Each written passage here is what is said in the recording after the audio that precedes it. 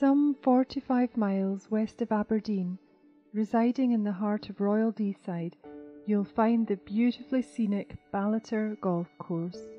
The course is sheltered to the west by the majestic Cairngorm mountain range and represents an interesting but not punishing challenge. The fairways and greens are maintained to a very high standard, with the greens enjoying the reputation of being some of the fastest and most accurate within Aberdeenshire.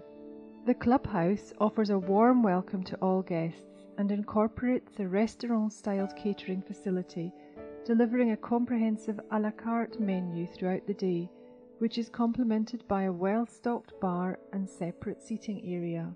There is a professional shop adjacent to the first tee, which stocks a wide range of golfing equipment.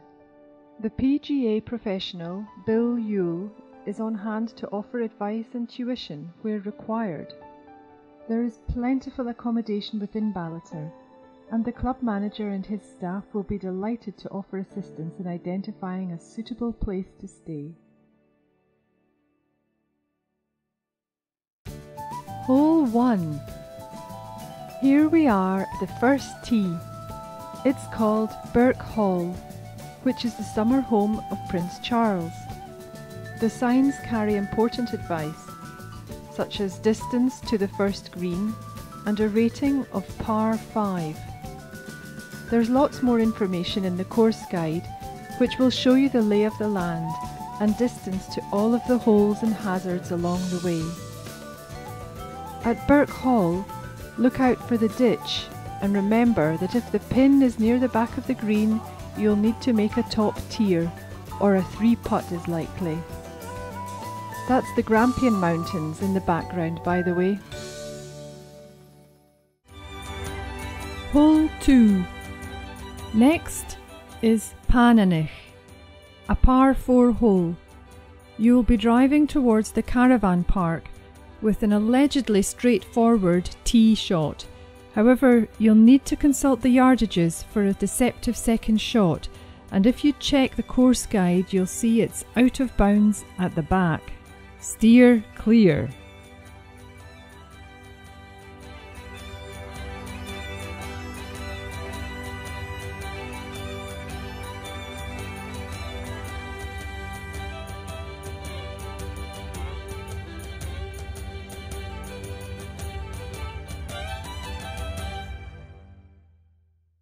Hole 3.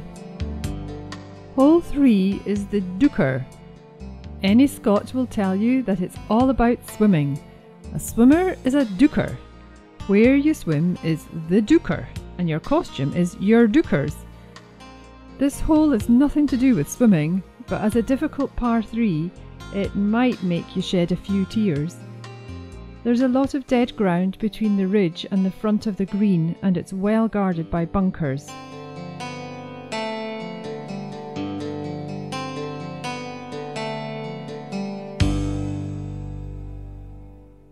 Hole 4. Next is Invermich. The name is from the Gaelic and is a simple description. Inver means mouth and Mich is the name of the river.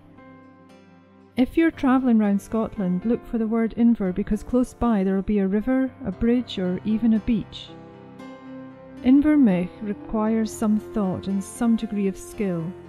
It's a lengthy drive, so the approach has to be accurate to reach the elevated green. Be short, not long.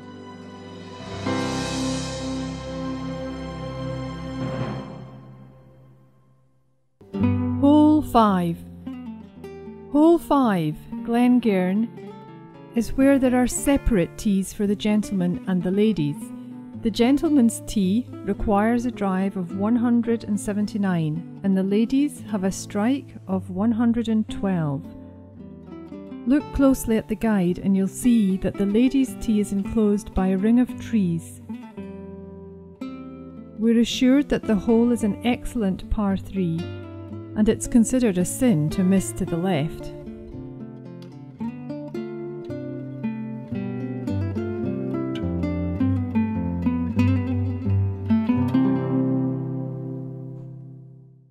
Hole 6. Hole 6, a par 4, is called the Lang Peel. The name comes from the old Scots language rather than Gaelic. Lang means long and peel describes a curving shot. The guide tells us this hole requires a straight or slightly right tee shot with a second heading into a big green, but anything left stays left. The guide contains a lot of useful information that there are hazards both in front and behind the hole. There's an attractive out-of-bounds strip all down the left-hand side.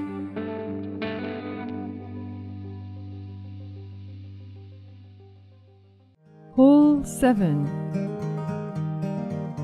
Next comes the Langstracht. You'll see this is both long and straight. You'll need a good tee shot to carry the ridge and an accurate approach to avoid the trio of bunkers surrounding the hole. Careful reading of the green is required.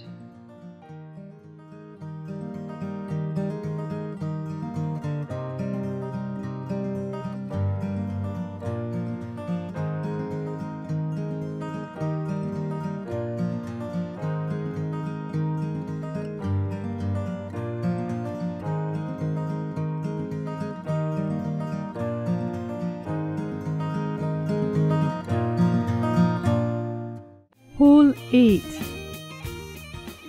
The 8th tee, the Knox, is a par 4. It has a wide green and usually needs one club more. There are plenty of hazards on this one, with 3 bunkers almost directly in front of the tee and another pair around the green itself.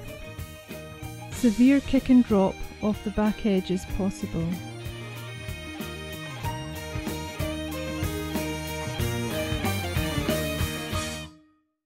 Hole 9. The Larrick is a downhill blind par 3 and requires some thought. Any shot short will run on. It undulates quite a bit before you reach the shallow green. 2 bunkers guard the green right and left, so keep the power on that approach.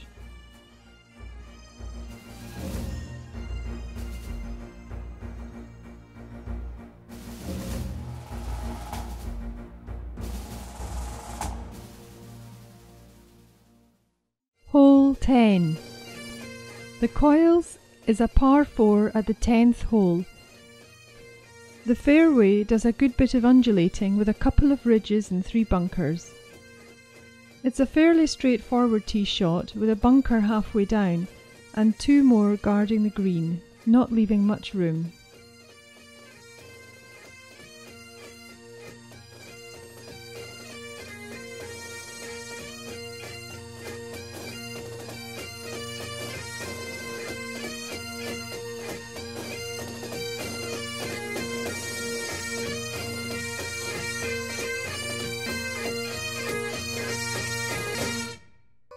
Hole 11. Beautiful Craig and Darragh, a par 5-4-5 with plenty to think about. It is described as a sheltered tee, but beware of any wind blowing. The prevailing wind pushes the ball to the right. The green is elevated and the ball can be chased on up the slope.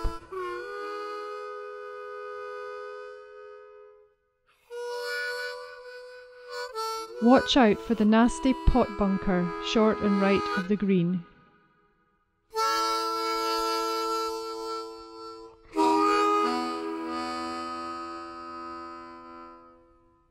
Hole 12. Hole 12, Red Brae, is a par 4. The guide gives detailed advice to help you with this hole. Dogleg left from the tee, favouring the right side with your drive. Check your yardage for the approach to the green, and you're warned you do not want to be big.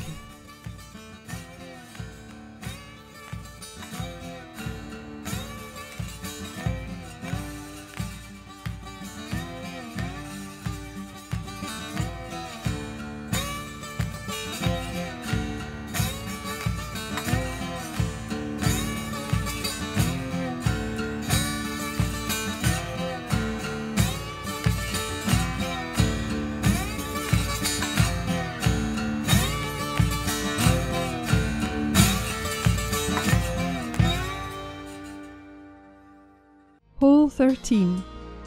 The D is another hole where you will benefit from advice in the course guide. Its title should alert you to the special hazard that is the River Dee. This is a par 3. Anything played short will break right. It's not a good idea to go left either because you could go out of bounds and also into the River Dee and maybe get a recht heelen duiken. Hole 14. Next we have a short par 4 on Sluice. The guide says that a central position is more important than distance from the tee. The approach here is a bit difficult because of uneven terrain in front of and around the green. A high soft landing is what you should be trying for, and wherever the pin is, a shot to the centre of the green will give a good chance of a birdie.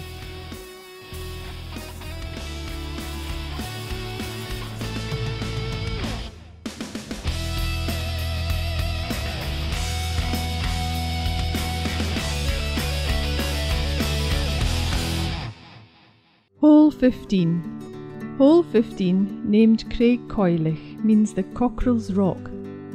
The guide tells us this challenging location has 4 bunkers to avoid. All down the left side of the fairway is out of bounds and anything short of the green will stop quickly. Anything long will probably run through.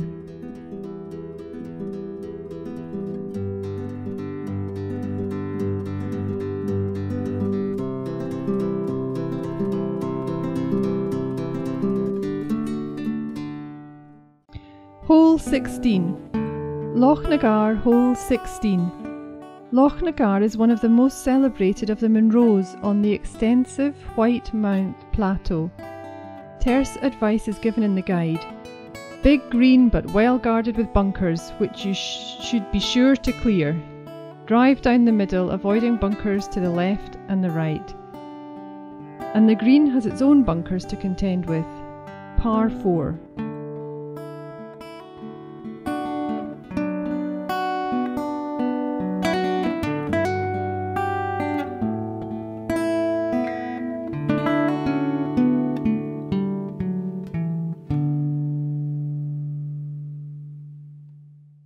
Hole 17. The penultimate hole, Brocky's Pond, is a par 3. That's a bit deceptive, with some dead ground short of the green, and so trust the yardage.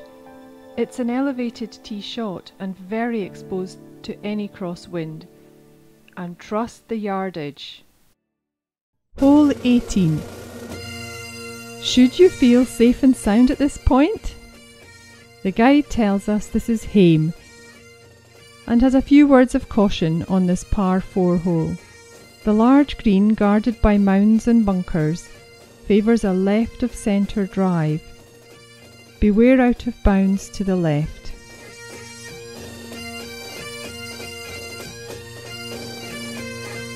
Ballater Golf Club, founded in 1892, originally as a 9-hole course, was expanded to 18 holes in 1902. The course can best be described as heathland, though further away from the river there are some distinct parkland characteristics. The good number of undulations was formed by river terraces running along the ancient floodplain, helping to make it interesting to play. With the beautiful scenery dominated by Loch Nagar to the west and the fresh Highland air, few can fail to enjoy this lovely course.